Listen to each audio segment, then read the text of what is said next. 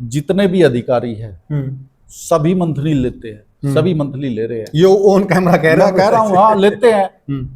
सबके पास जो है बड़ी बात कर रहे हैं आप। सभी नशा तस्कर सारे इनसे मिले हुए होते हैं। यहाँ आईएएस पत्नी अमनीत जी ने एक डिमांड की है कि परिवार को सुरक्षा मिलनी चाहिए। अगर आईपीएस के बच्चे, अगर आईएएस के बच्चे सुरक्षित नहीं है तो फिर प्रदेश में कौन सुरक्षित होगा? मैं ये पहले मोदी की बात कर रहा हूं। नहीं, तो कालिया मैडम थी। कालिया मैडम। अब कोई आईपीएस अधिकारी को स्कूल की प्रिंसिपल लगाता है क्या? ये केवल वो दलित समाज से थी इसीलिए भी उसको जो है सजा के तौर पे स्कूल का प्रिंसिपल लगा दिया। जब इस तरह का हादसा आम आदमी के साथ होता है, यही आईएएस अधिकारी, यही आईपीएस अधिकारी लोगों को समझाने के लिए आते हैं कि आप अंतिम संस्कार कर दो, आप डेड बॉडी का पोस्टमार्टम करा लो, आप रास्ता मत रोको, आप आंदोलन मत करो। आम आदमी को समझाने के लिए लोग आते हैं। जब आम आदमी डेड बॉडी को रखकर रोड पर बैठ जाते हैं, इस तरह की अधिकतर घटनाएं होती।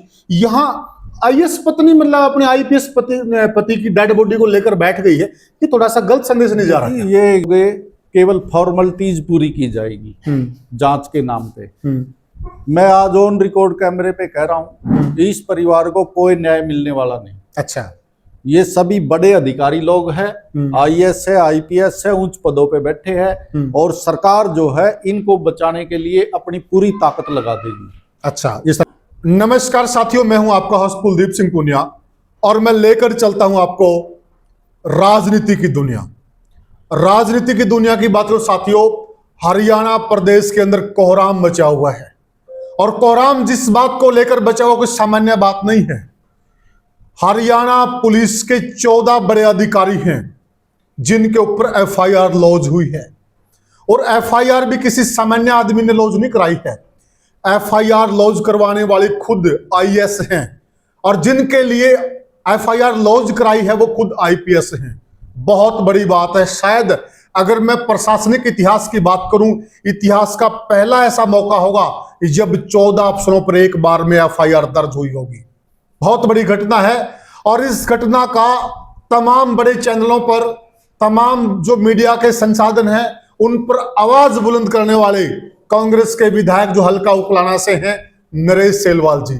नरेश सेलवाल जी लगातार इस मुद्दे पर अपनी आवाज को बुलंद किए हुए हैं और लगातार इनकी एक ही बात है कि परिवार को न्याय मिलना चाहिए। मामले में दूध का दूध, पानी का पानी होना चाहिए। हम सारी बात जानेंगे विधायक जी से। विधायक जी राम राम। राम राम पुनिया साहब, कुलदीप जी, ग्रामीण धरा के सभी दर्शकों को मेरी नमस्कार जी। धन्यवाद। विधायक जी देखिए, अपने आप में मेरे हिसाब से इतिहास की पहली ऐसी घटना होगी जिसके अंदर अब पूरी जो सूबे की कानून व्यवस्था चलाने का जो भार होता है वो डीजीपी के कंधों पर होता है। सबसे बड़ा अफसर होता है पुलिस लाइन का। जी बिल्कुल। मतलब उनके ऊपर एफआईआर लॉन्च हुई है, उसके नीचे भी जितनी भी पुलिस लॉबी है, यहाँ कोई आईपीएस से तो कम है ही नहीं। जितने भी अधिकारी हैं आईपीएस लेवल के हैं, आईएएस लेवल के हैं। बहुत बड़ी बात है, क्या कहेंगे? देखिए कुलदीप जी, सबसे पहले तो मैं जो हमारे आईजी वाई पूर्ण कुमार जी ने जो ये हादसा हुआ उनको सत सत नमन करता हूँ। परमपिता परमात्मा उनकी आत्मा को शांति दे। बिल्कुल। और बड़ी दुखदाई घटना है ये।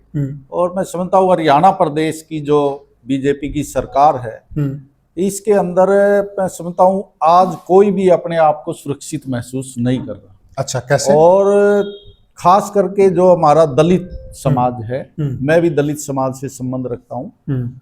अगर हमारे एडीजीपी रैंक के अधिकारी भी सुरक्षित नहीं है, उनको भी मजबूर जो है मरने पे कर दिया गया। आधिकारिक लॉबी, सरकार का प्रेशर था, क्या था, किस कारण से? क्योंकि कई बार ऐसा होता है जो सीनियरिटी में आते हैं अधिकारी तो उनको दूसरे लोग दबाकर चार्जशीट करके या किसी प्रकार का भी ब्लेम लगा के उनको जो है उनकी एसीआर खराब करने का काम करते हैं। और मैं समझता हूँ जो हमारे आईजी साहब ने, एडीजीपी साहब ने जो ये कदम उठाया वो एक मजबूरी के अंदर हरियाणा प्रदेश के अंदर, मैं समझता हूँ पूरे भारत में ये ऐसी पहली घटना होगी कि किसी ने अपनी जान देनी पड़ी। और उसके लिए मैं तो जो है पूरा दोषी इस सरकार को और सरकार के अधीन काम करने वाले अधिकारियों को, चाहे डीजीपी हो, चाहे जितने आईएएस या आईपीएस के ऊपर उन्होंने आरोप लगाए हैं, सभी ने उनको प्रताड़ित किया, उनके एसीआर खराब करने की कोशिश की और उन्होंने इतना बड़ा कदम उठाने पे वो मजबूर हुए। अच्छा, मुझे एक बात बताइए, अगर सामान्य आदमी के साथ घटना होती है, जैसे मनीषा जो मामला था, उस मामले को लेकर जनता ने धरना भी दिया, अनेक किसान नेताओं ने, सामाजिक नेताओं ने, और वो आंदोलन चला न्याय के लिए। यहाँ एक बहुत बड़ी बात हो रही है, यहाँ एक किस्म का धरना ही मानेंगे, क्योंकि जो आईएएस पत्नी है अमनीत पी जी, अमनीत जी का ये कहना था कि मैं पोस्टमार्टम तब कराऊंगी जो इस मामले से रिलेटेड अधिकारी हैं, जो आरोपित हैं, जिनके ऊपर आरोप हैं, उनके ऊपर एफआईआर लॉन्च होनी चाहिए, उनको पद से हटाया जाना चाहिए ताकि वो जांच को प्रभावित ना कर सकें, तब मैं मतलब पोस्टमार्टम कराऊंगी। तो एक डीसी रैंक के अधिकारी, मतलब आईएएस रैंक के अधिकारी है, उनके पति है वो आईपीएस रैंक के अधिकारी, उन्होंने आंदोलन करना पड़ गया न्याय के लिए। देखिए, मैं समझता हूं कि देश में कानून सबके लिए बराबर है, चाहे वो कितना ही बड़ा, चाहे कोई अधिकारी हो, चाहे कोई राजनीतिक पद पे बैठा हुआ जी कोई भी व्यक्ति हो, तो सबको कानून में एक बराबर लेना चाहिए। अगर अधिकारी दोषी है तो उनके ऊपर न्यायिक जांच चले, किसी बड़े एसआईटी बनाकर न्यायाधीशों की, हाईकोर्ट के जज से जांच करवाए। जो दोषी लोग हैं, जो उन्होंने सुसाइड नोट भी बड़ा लंबा चौड़ा 8 पेज का सुसाइड नोट उन्होंने लिखा है, और उनकी पत्नी ने, जो आईएएस अधिकारी भी है, सीनियर अधिकारी, उन्होंने भी जो है वो सबके नाम उसने कंप्लेंट के अंदर दिए हैं। तो मैं समझता हूँ जो दोषी है, जिस तरह से एक आम नागरिक के साथ जो व्यवहार किया जाता है, अगर कोई इस तरह की घटना होती है कोई, तो एफआईआर होती है, तो उसके ऊपर तुरंत प्रभाव से उनको गिरफ्तार किया जाता है। अगर कोई पद पे बैठा अधिकारी है, उसको सस्पेंड किया जाता है जी, तो सरकार ने तुरंत प्रभाव से सबको सस्पेंड करके जो है अपनी न्यायिक जांच करके इसके ऊपर जो है कार्रवाई करनी चाहिए। देखिए, शायद सस्पेंशन भी होगा, पद से भी हटाया जाएगा, उनकी जगह नए डीजीपी भी आएंगे, हम उस विषय पे आएंगे, क्योंकि कल एक हाई लेवल मीटिंग हुई है मुख्यमंत्री की अध्यक्षता में, उसमें इन सारी बातों का जिक्र जरूर चला होगा, जो हमें खबरें प्राप्त हो रही सूत्रों के माध्यम से, उस पर भी हम जाएंगे। परंतु मैं थोड़ा सा इस विषय को यूं समझना चाहता हूं, यहाँ आईएएस पत्नी अमनीत जी ने एक डिमांड की है कि परिवार को सुरक्षा मिलनी चाहिए। अगर आईपीएस के बच्चे, अगर आईएएस के बच्चे सुरक्षित नहीं है, तो फिर प्रदेश में कौन सुरक्षित होगा? मैं ये पहले ही मैं कह चुका हूँ, बीजेपी की सरकार जब से बनी है, लगभग 11 वर्ष हो गए, केंद्र में भी, हरियाणा में भी, इस सरकार के अंदर कोई भी व्यक्ति सुरक्षित नहीं है। आप देखोगे हरियाणा के अंदर 80 गैंग, जो ये बदमाश टाइप के लोग हैं, उन्होंने 80 गैंग बनाई हुई है, किसी से फिरौती मांगते हैं, किसी का मर्डर करते हैं, हर रोज किसी के पर्चियां लिख लिख के फेंकते हैं, 2 करोड़ दो, 1 करोड़ दो। तो मैं समझता हूँ कि इस प्रकार का माहौल हरियाणा के अंदर ये सरकार की नाकामी की वजह से, और आज अधिकारी भी उसी तरह की प्रताड़ना के ऊपर, पीछे एक एसपी हमारी फतेहाबाद में थी शेड्यूल कास्ट की, उसको प्रताड़ित किया गया, खुड्डे लान लगा के स्कूल की प्रिंसिपल लगा दिया। आस्था मोदी की बात कर रहे हैं? नहीं, कालिया मैडम थी, कालिया मैडम। अब कोई आईपीएस अधिकारी को स्कूल की प्रिंसिपल लगाता है क्या? ये केवल वो दलित समाज से थी, इसीलिए भी उसको जो है सजा के तौर पे स्कूल का प्रिंसिपल लगा दिया। और इसी प्रकार से और भी बहुत से मामले, अभी आप देखोगे, मैं अगर देश के ऊपर जाऊं तो हमारे जो है माननीय सुप्रीम कोर्ट के जो चीफ जस्टिस है सीजेआई, उनके ऊपर जो अभी हमला हुआ, वो शेड्यूल कास्ट के इसीलिए हमला हुआ। और वो किस कारण हो रहा है? क्योंकि बीजेपी की जो मानसिकता है, इसकी जो सरकार है, बीजेपी के अंदर जो शरारती तत्व है, नथुराम गोडसे की जो मानसिकता रखते हैं, उन लोगों को बढ़ावा मिलता है, और इस प्रकार से दलित लोगों के ऊपर जो है सबसे सर्वोच्च पद पे बैठे, उनके ऊपर भी जो है हमला किया। थोड़ा हम एक चीज बड़ी गहनता से समझना चाहता हूं, जनता भी शायद समझना चाहती है। जब इस तरह का हादसा आम आदमी के साथ होता है, यही आईएएस अधिकारी, यही आईपीएस अधिकारी लोगों को समझाने के लिए आते हैं कि आप अंतिम संस्कार कर दो, आप डेड बॉडी का पोस्टमार्टम करा लो, आप रास्ता मत रोको, आप आंदोलन मत करो। आम आदमी को समझाने के लिए लोग आते हैं। जब आम आदमी डेड बॉडी को रखकर रोड पर बैठ जाते हैं, इस तरह की अधिकतर घटनाएं होती। यहाँ आईएएस पत्नी मतलब अपने आईपीएस पति की डेड बॉडी को लेकर बैठ गई है, ये थोड़ा सा गलत संदेश नहीं जा रहा है? ये संदेश गलत नहीं है। ये बीजेपी की जो सरकार है, इसकी कथनी और करनी में अंतर है। ठीक है, ये जो कहते कुछ है, करते कुछ है। अगर ये लोग अभी उनको मना के संस्कार करवा देते हैं, तो इन लोगों की ये तसल्ली नहीं कि इसके ऊपर ये मतलब एक्शन भी ले इस केस के ऊपर। अच्छा, भरोसा नहीं है मतलब। भरोसा जनता को जो है बीजेपी की सरकार से भरोसा उठ गया। हमने ऐसा केस हिसार में देखा, एक बच्चे का जो पुलिस कस्टडी में डेथ हो गई थी, उसको परिवार ने कहा भाई इसका संस्कार कराओ, हम सारी बातें इनकी मानेंगे, केस उठाओ, बल्कि उसके पिताजी के ऊपर और मुकदमे और दर्ज कर दिए। उनको न्याय मिलना तो दूर की बात। तो ये सरकार कहती कुछ है, करती कुछ है, इसके ऊपर जनता का विश्वास उठ गया। और आईएएस अधिकारी जो पीएमनीत कौर है, वो उसको विश्वास नहीं है सरकार के ऊपर। वो उसी सरकार में आईएएस ऑफिसर है। अगर उसको वो सरकार की अधिकारी उसको मुख्यमंत्री पे या किसी के ऊपर भी विश्वास होता तो मैं समझता हूं कि जो है आज ये नौबत नहीं आती कि वो सरकार के ऊपर विश्वास। नरेश जी, बड़ी गंभीर चर्चा है। देखिए, अधिकारी तो मान लिया, आज बीजेपी की सरकार है, यही अधिकारी हैं। कांग्रेस की सरकार थी लगभग, तब भी नहीं अधिकारियों में से थे। अधिकारी तो आप कहां से लाओगे? वही जो हरियाणा कैडर के अधिकारी वही तो रहेंगे ना। आगे आपकी सरकार आएगी तब भी अधिकारी रहेंगे। अधिकारी वही होते हैं जो परिवार का मुखिया होता है।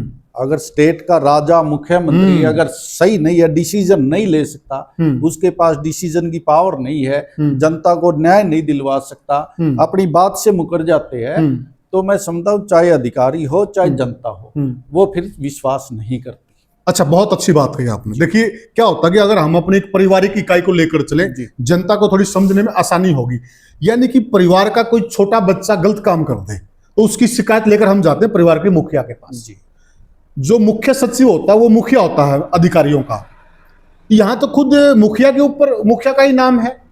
देखिए, ये आपने बड़ा गंभीर सवाल पूछा है, क्योंकि जो सुसाइड किया एडीजीपी साहब ने, वाईपी क्या नाम है इनका, वाई पूर्ण कुमार जी, उन्होंने जो है chief secretary Haryana, ADGP Haryana, जो टॉप के पद है हरियाणा के अंदर, एक पुलिस का, एक प्रशासनिक, डीजीपी और वो चीफ सेक्रेटरी, तो अगर उनके ऊपर इस प्रकार की दलित प्रताड़ना के आरोप लगे हैं तो मैं समझता हूं दलित समाज जो है, चाहे वो अधिकारी है चाहे छोटे तबके का आदमी है, वो अपने आप को इस सरकार में सुरक्षित महसूस नहीं करता।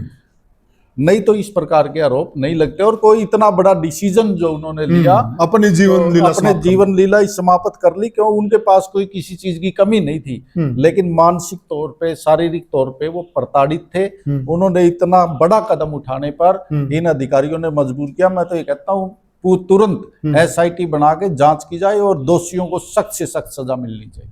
अच्छा, अधिकारियों की बात चल रही है, इस मामले को लेकर अधिकारी भी दो धड़ों में बढ़ते हुए नजर आ रहे हैं। डी सुरेश कुमार हैं, वरिष्ठ अधिकारी हैं, एससी कम्युनिटी से ही आते हैं। वो एक प्रतिनिधि मंडल को लेकर मुख्यमंत्री से भी मिले हैं, मुख्य सचिव से भी मिले हैं और बड़ी जोर शोर से आवाज भी उठा रहे हैं। तो एक धड़ा आईएएस का, एक धड़ा आईपीएस का, वो चाहता है कि पूर्ण कुमार जी को न्याय मिले। एक धड़ा भी चुप है। तो जो अफसरों में भी एक डिवाइडेशन हो रहा है, इसको लेकर आप क्या कहेंगे? अफसर तो अफसर है, अफसर नहीं है, अफसरों के अंदर भी जातिवाद है। बिल्कुल, बहुत गंभीर बात कह रहे हैं। बिल्कुल, मैं गंभीर आरोप लगा रहा हूँ। अच्छा, हाँ, बात कह नहीं रहा, आरोप लगा रहा हूँ। अधिकारियों के अंदर भी जातिवाद है और उसी जातिवाद की वजह से आज जो है इनको सुसाइड करना पड़ा। नरेश जी, मुझे बताइए, बहुत गंभीर बात है। आईपीएस आईएएस कोई सामान्य आदमी नहीं होते, बहुत बड़ा एग्जाम क्लियर करके अफसर बनते हैं। बिल्कुल, इतने पढ़ लिखने के बाद भी अगर इनके अंदर जातिवाद की भावना है तो फिर क्या कल्याण होगा? कल्याण तो जिस प्रकार से हो रहा है, कहाँ किसका कल्याण हो रहा है? गरीब लोग तो गरीबी में धंसता जा रहा, अमीर लोग अमीर होते जा रहे हैं। और जो है, अगर इतने बड़े बड़े अधिकारियों के साथ भी ये हालात है, मैं समझता हूँ कि इस परिवार को, मुझे लगता नहीं कि वे न्याय मिलेगा। अच्छा, न्याय की उम्मीद कहीं नजर नहीं आ रही। अब हो सकता है इनसे, बेचारी अधिकारी है वो पीएमनीत कौर जी, और उनको ये जो है बहका के उससे संस्कार भी हो जाए उसका, परंतु मुझे नहीं लगता उनको न्याय मिलेगा। क्यों लग रहा आपको ऐसा? क्योंकि सारे की सारी जो है आईएएस और आईपीएस की लॉबी जो है वो सरकार के अधीन है। अच्छा, और एक बार संस्कार करवाने के बाद मुख्यमंत्री के ऊपर इतना प्रेशर बनाएंगे, बाद में उसी के ऊपर आरोप लगाने का काम करेंगे, इसमें ये कमी थी, इसमें वो कमी थी, और इस मामले को मैं समझता हूँ रफा दफा करने का काम करेंगे। बिल्कुल, आप ऐसा कह रहे हैं। बिल्कुल। अब आप देखिए, इसमें एक पहलू और भी है, क्योंकि ये सवाल भी आ रहा है, इसका सवाल जवाब भी आप अच्छे से दे पाएंगे, क्योंकि आप खुद ऐसी कम्युनिटी से आते हैं कुछ लोग ये कह रहे हैं कि भाई इनके ऊपर चार्ज लग गए थे, इनके जो अधीन अधिकारी काम करते थे, पुलिस वाले इनके बॉडीगार्ड थे, उनका एक एफआईआर में नाम था, कोई 2.5 लाख का लेन देन बताया जा रहा है। भाई इन्होंने उस प्रेशर में क्या है, इस बात में कितना दम? देखिए, इसमें कोई दम नहीं। जितने भी अधिकारी हैं सभी मंथली लेते हैं, सभी मंथली ले रहे हैं। ये ऑन कैमरा कह रहा हूँ, हाँ लेते हैं। सबके पास जो है, बड़ी बात कर रहे हैं आप। सभी नशा तस्कर सारे इनसे मिले हुए होते हैं। सब लोग जो है ये मिली भगत में काम करते हैं। तो ऐसे आरोप जो है बेबुनियाद है। बेबुनियाद आरोप जो है रिश्वतखोरी के उनके ऊपर लगाए गए हैं। और इसमें दोनों बातें कह रहे हैं विधायक साहब, आप यूं भी कह रहे हैं कि सब अधिकारी लेते हैं, लेकिन जो इनके ऊपर भी कर रहे हैं, लेकिन इनके ऊपर जो आरोप लगाए गए हैं वो बेबुनियाद है। अच्छा, वो बेबुनियाद है। केवल इनको जो है, कई बार ऐसा होता है जो बड़ी पोस्ट पे अधिकारी होते हैं वो प्रमोट होके जो अगली स्टेप होता है, हो सकता है इनकी एडीजीपी से डीजीपी बनने की कगार में हो, ये काफी सीनियरिटी पे हो, बिल्कुल भाई इसके बाद इनका डीजीपी में नंबर आना हो, तो इस प्रकार के आरोप लगाकर उनको जो है ये लोग एसीआर खराब करते हैं ताकि ये जो है टॉप पोस्ट के ऊपर ना पहुंच के। और मैं समझता हूँ कोई इसी प्रकार के मामले से ये जुड़ा हुआ मिलेगा। अभी कुछ समय पहले जो मनीषा का मामला था, ये रोहतक रेंज में आईजी थे जी, उसके बाद शायद थोड़ा समय ही वहां रहेंगे, उसके बाद इनको सुनारिया में लगा दिया, जहां पे ट्रेनिंग चलती, ट्रेनिंग कैंप का, वहां लगा दिया इनको। तो इसको लेकर भी अमृत जी ने बहुत सारी बातें की, खुद मुख्यमंत्री को उन्होंने कई सारे टॉपिक उंगलियों पे गिना दिए हैं, बहुत अच्छी उन्होंने अपनी बात रखी है।